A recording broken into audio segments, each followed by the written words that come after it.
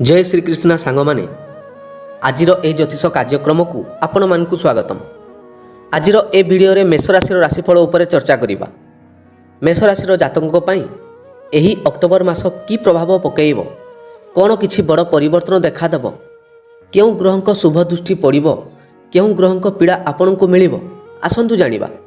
ता सह जानिबा आपनकर स्वास्थ्य, शिक्षा, love life, marriage life, career, business पूरा मास किपरि रहिबो, आपणक जीवन रे भाग्यर केते सहयोग प्राप्त हबो, नवग्रहक प्रभाव किपरि रहिबो, गोटिए गोटिए करी सबु किछि आलोचना करिबा ए वीडियो रे। प्रिय सांग माने, जदि आपण आम चैनल को प्रथम थर विजिट करूछंती ताहले एबे ही शुभ मुहूर्त प्लीज चैनल को सब्सक्राइब करि नियंतु। भगवान आपणकर मंगल करिवे। ताहले जय श्री राम को नाम ने वीडियो को आरंभ करिबा। मेष राशि जातक सर्वप्रथमे जानि रखंतु मासर आरंभरू किछि एपरि स्थिति रहिबे नवग्रह, जेमिति कि आपणक राशि स्वामी मंगल तृतीय घरे विराजित अटंती, द्वितीय रे गुरु, सप्तम रे शुक्र थिबा बेले एकादश रे शनि विराजित, षष्ठ घरे केतुंक सह बुध और सूर्य थिबा बेले द्वादश रे राहु विराजित। किंतु 13 अक्टोबर रे शुक्र बिछा राशि गोचर करिवे, 17 अक्टोबर रे सूर्य तुला को एवं 20 अक्टोबर रे मंगल कर्कट राशि गोचर करिवे। सर्वप्रथमे आपणकर स्वास्थ्य विषय आलोचना करिबा। आपणकर प्रथमेश बा आपणकर राशि स्वामी मंगल तृतीय घरे अछंती। ज्योतिषंक कहवा अनुसार मंगल जदि तृतीय घरे थांती ताहले जातकंकु आत्मविश्वासी कराई थांती, ऊर्जावान कराई थांती, शिक्षा क्षेत्र रे क्षमता रे वृद्धि कराई थांती, टेक्नोलोजी क्षेत्र रे नॉलेजेबल कराई थांती। अर्थात ए मासरे आपण ऊर्जावान रहिबे, आपणक स्वास्थ्य रे कोनोसी समस्या नहीं, आपण प्रत्येक काम को निष्ठार सह करिवे। जेहेतु आपणकर प्रथमेश मंगल तृतीय घरे अछंती, सेही कारणरू स्वास्थ्य रे कोनोसी बड़ बड़ समस्या आसीबो नाही। स्वास्थ्य दृष्टिरू आपण ए मासरे स्वास्थ्यवान रहिबे। किंतु शुक्रंकर सप्तम दृष्टि और शनिंकर तृतीय दृष्टि मध्य आपणक प्रथम घर को पड़ुछि। शुक्रंक दृष्टि कारणरू आपण ए मासरे रोमांटिक मिजाज होई पारंती। शनिंकर तृतीय दृष्टि कारणरू आपणकर परिश्रम हबो, परिश्रम हेबा फलरे बेले बेले आपणकर आंठुगंठी रे दरज हबो। एपरि किछि छोट छोट समस्या आपणक स्वास्थ्य रे आसी पारे, नहले आपणक स्वास्थ्य रे कोनोसी समस्या नाही। ए मासरे आपण स्वास्थ्यवान रहिबे।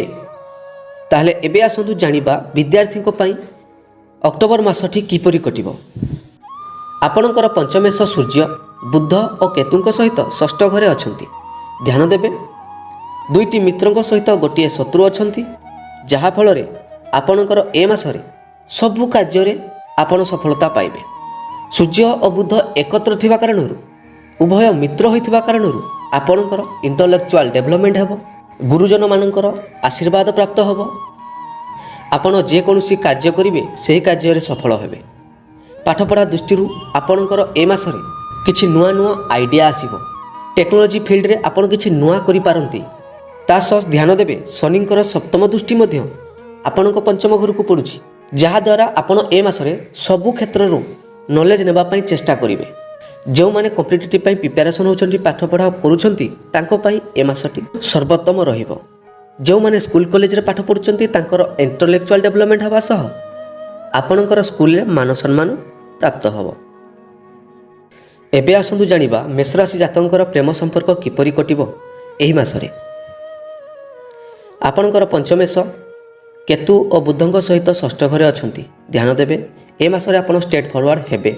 आपणक बाणी उपरे कंट्रोल करंतु, नहले उभयंक मध्य रे छोट छोट कथारे झगड़ा होई पारे। छोट छोट कथा को नै आपण रागी स्वभावर होई पारंती, जहा कारणरू रागरे किछि कहिबा फलरे उभयंक मध्य रे फाट देखा देई पारे। तेणु आपणकर बाणी उपरे कंट्रोल करंतु, नहले आपण उभयंक मध्य रे प्रेम संपर्क लेला मजनू परि अछि। उभयंकु हार्डली लव करूचंती, किंतु आपण निज राग को कंट्रोल करंतु, देखिबे आपणक भल पाइबा ए मासरे सर्वोत्तम रहिबो। ताले एबे आसु जानिबा मेष राशि जातकंकर वैवाहिक तथा पारिवारिक जीवन किपरि रहिबो।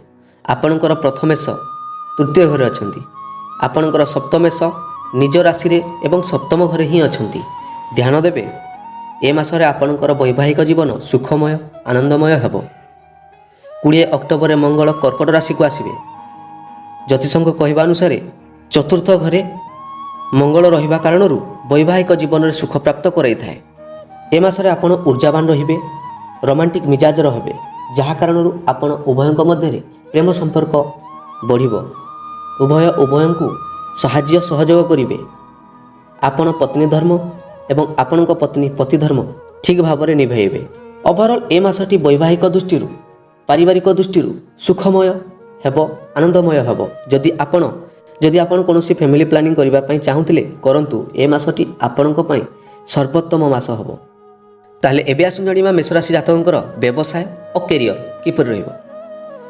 ସପ୍ତମ ଘରେ ଶୁକ୍ର ଅଛନ୍ତି, ଏକାଦଶରେ ଶନି, ଆପଣଙ୍କ ରାଶି ସ୍ୱାମୀ ମଙ୍ଗଳ ତୃତୀୟରେ ଏବଂ ଗୁରୁ ଧନ ଘରେ ଅଛନ୍ତି। ଧ୍ୟାନ ଦେବେ ଏ ମାସଟି ଆପଣଙ୍କର ବ୍ୟବସାୟ ସର୍ବୋତ୍ତମ ରହିବ। ଡେଲି ରୋଜଗାର ବଢ଼ିବ। ଆପଣଙ୍କର ବ୍ୟବସାୟରେ ନୂଆ ନୂଆ ଆଇଡ଼ିଆ ବି ଆପଣ ଲଗାଇ ପାରନ୍ତି।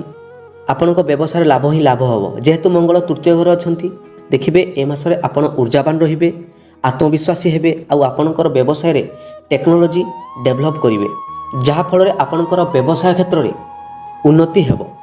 ଆପଣ ଲାଭବାନ ହେବେ, ଆପଣଙ୍କର ରୋଜଗାରରେ ବୃଦ୍ଧି ହେବ।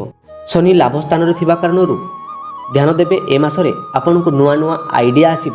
ବ୍ୟବସାୟକୁ ବୃଦ୍ଧି କରିବା ପାଇଁ ଆପଣ କିଛି ନୂଆ ନୂଆ ଆଇଡ଼ିଆ ଲଗାଇ ପାରନ୍ତି।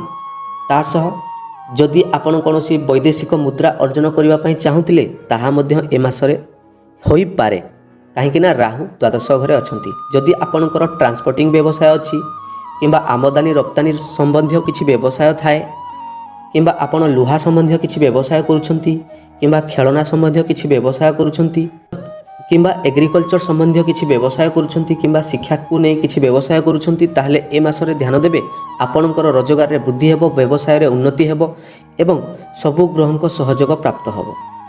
ତାହେଲେ ଏବେ ଆସନ୍ତୁ ଜାଣିନେବା ଆପଣଙ୍କର କ୍ୟାରିୟର କିପରି ରହିବ। ଦଶମ ଘର ହେଲା କ୍ୟାରିୟର ଘର। ଆପଣଙ୍କର ଦଶମେଷ ହେଲେ ଶନି, ଯିଏକି ଲାଭ ସ୍ଥାନରେ ଏବଂ ନିଜ ରାଶିରେ ଅଛନ୍ତି। ଧ୍ୟାନ ଦେବେ ଏ ମାସରେ ଆପଣଙ୍କର କ୍ୟାରିୟରରେ ନୂଆ ନୂଆ ଆଇଡ଼ିଆ ଆସିବ। ଆପଣ କ୍ୟାରିୟର ପାଇଁ ଅଧିକ ପରିଶ୍ରମ କରିବେ। ଆପଣ ଯେଉଁ କର୍ମକ୍ଷେତ୍ରରେ କାର୍ଯ୍ୟ କରୁଛନ୍ତି ଧ୍ୟାନ ଦେବେ ଏ ମାସରେ ଆପଣଙ୍କର ପ୍ରମୋସନ୍ ମଧ୍ୟ ହୋଇପାରେ, କାହିଁକିନା ବୁଧ ସୂର୍ଯ୍ୟ ଏକତ୍ର ଅଛନ୍ତି। ତା ସହ ମଙ୍ଗଳ ତୃତୀୟ ସ୍ଥାନରେ ଥିବା କାରଣରୁ ଆପଣ ଉର୍ଜାବାନ ରହିବେ ଏବଂ ଆପଣଙ୍କ କାର୍ଯ୍ୟକ୍ଷେତ୍ରରେ ଆପଣ ନିଷ୍ଠାର ସହ କାର୍ଯ୍ୟ କରିବେ, ଯାହା କାରଣରୁ ଆପଣଙ୍କୁ ସମସ୍ତେ ପ୍ରଶଂସା କରିବେ। କିନ୍ତୁ ଧ୍ୟାନ ଦେବେ ତା ସହ ଗୁରୁଙ୍କର ନବମ ଦୃଷ୍ଟି ଆପଣଙ୍କ ଦଶମ ଘରକୁ ପଡ଼ୁଛି, ଯାହାଫଳରେ ଆପଣଙ୍କୁ ସମସ୍ତଙ୍କର ସହଯୋଗ ପ୍ରାପ୍ତ ହେବ। ବଡ଼ ବଡ଼ ଅଫିସରମାନଙ୍କର ମଧ୍ୟ ସହଯୋଗ ଆପଣଙ୍କୁ ପ୍ରାପ୍ତ ହେବ। କାମ କରିବାର ଦକ୍ଷତା ଆପଣଙ୍କର ବଢ଼ିବ। ଆପଣଙ୍କ କର୍ମକ୍ଷେତ୍ରରେ ଆପଣ ସମସ୍ତଙ୍କର ପ୍ରିୟଭାଜନ ହେବେ। ଓଭରଅଲ୍ କହିବାକୁ ଗଲେ ଏ ମାସଟି କାର୍ଯ୍ୟ ଦୃଷ୍ଟିରୁ ବା କର୍ମକ୍ଷେତ୍ର ଦୃଷ୍ଟିରୁ କ୍ୟାରିୟର ଦୃଷ୍ଟିରୁ ସର୍ବୋତ୍ତମ ରହିବ। ଯଦି ଆପଣ ସରକାରୀ ଚାକିରି ପାଇଁ ପ୍ରିପାରେସନ୍ ହେଉଥିଲେ ତାହେଲେ ପରିଶ୍ରମ କରନ୍ତୁ। ଦେଖିବେ ସୂର୍ଯ୍ୟ ବୁଧ ଏକତ୍ର ଅଛନ୍ତି, ଆପଣଙ୍କର ସରକାରୀ ଚାକିରି ଯୋଗ ବନିପାରେ।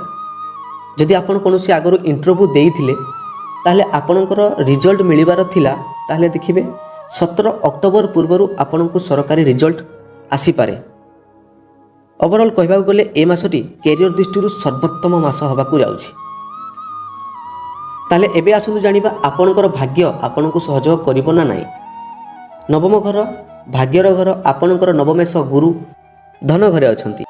ଗୁରୁଙ୍କ ସ୍ଥିତି ଠିକ୍ଠାକ୍ ଅଛି, ଯାହା କାରଣରୁ ଆପଣଙ୍କ ପ୍ରତ୍ୟେକ କାର୍ଯ୍ୟରେ ଭାଗ୍ୟର ସହଯୋଗ ପ୍ରାପ୍ତ ହେବ। ତା ସହ ମଙ୍ଗଳଙ୍କର ସପ୍ତମ ଦୃଷ୍ଟି ମଧ୍ୟ ଆପଣଙ୍କ ଭାଗ୍ୟ ଘରକୁ ପଡ଼ୁଛି।